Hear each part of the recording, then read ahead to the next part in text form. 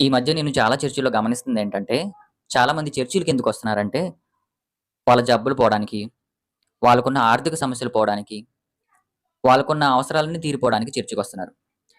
ఎప్పుడైతే వీళ్ళ జీవితంలో అద్భుత కార్యాలు జరుగుతాయో, ఇంకా చర్చి మొహాన్ని తిరిగి కూడా చూడట్లేదు. ఎందుకంటే అవసరం తీరిపోయింది కదా! తిరిగి దేవుడి మొహం చూడరనమాట. ఇలాంటి వాళ్ళనే అవకాశవాదులు అంటారు. లూకా సువార్త 17 అధ్యాయము 12 వచనం నుంచి మీరు చదువుకోండి. యేసు ప్రభువారు ఒక గ్రామానికి వెళ్ళిన తర్వాత ఆ గ్రామంలో ఒక 10 మంది కుష్ఠరోగులు దూరంగా నిలిచి, "యేసు ప్రభువా!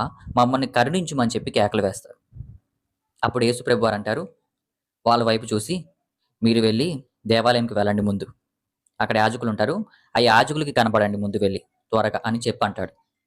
ఈ 10 మంది ఆయన చెప్పినట్టుగానే దేవాలయంకి, యాజకుల దగ్గరికి బయలుదేరతారు. ఇలా బయలుదేరుతున్న మార్గంలోనే వీళ్ళు 10 మంది స్వస్థపడిపోతారు. అప్పుడు యేసు ప్రభువారి దగ్గరికి తిరిగి ఒక్కడే వస్తాడు. వచ్చి, "ప్రభువా! నువ్వు నన్ను కరుణించావు. నాకు స్వస్థతనిచ్చావయ్యా.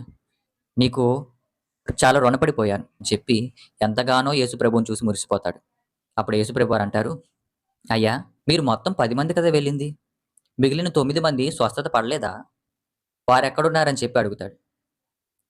అప్పుడు ఆ వ్యక్తి ఏమి మాట్లాడకుండా అలా నించొని పోతాడు. ఎందుకంటే ఈ ప్రస్తుతం విశ్వాసులు కూడా ఇలాగే ఉన్నారు. అవసరమొస్తే దేవుడికి దండం పెడతారు. చర్చిల చుట్టూ ప్రదర్శనలు చేస్తారు. పాస్టర్ గారు ఏది చెప్తే దానికి తూచా తప్పకుండా పాటిస్తారు. వన్స్ వీరి జీవితంలో అద్భుత కార్యాలు జరిగిన తర్వాత దేవుడిని మర్చిపోతారు. యేసు ప్రభువారు ఆ ఒక్క వ్యక్తిని చూసి ఎలాగైతే మురిసిపోయాడో, ఆ స్థానంలో నువ్వు కూడా ఉండాలంటే, నీ జీవితంలో ఎటువంటి అద్భుత కార్యం జరిగినా సరే, దేవునిలో నువ్వు తగ్గే ఉండాలి. దేవుడిని మర్చిపోకుండా ఉండాలి.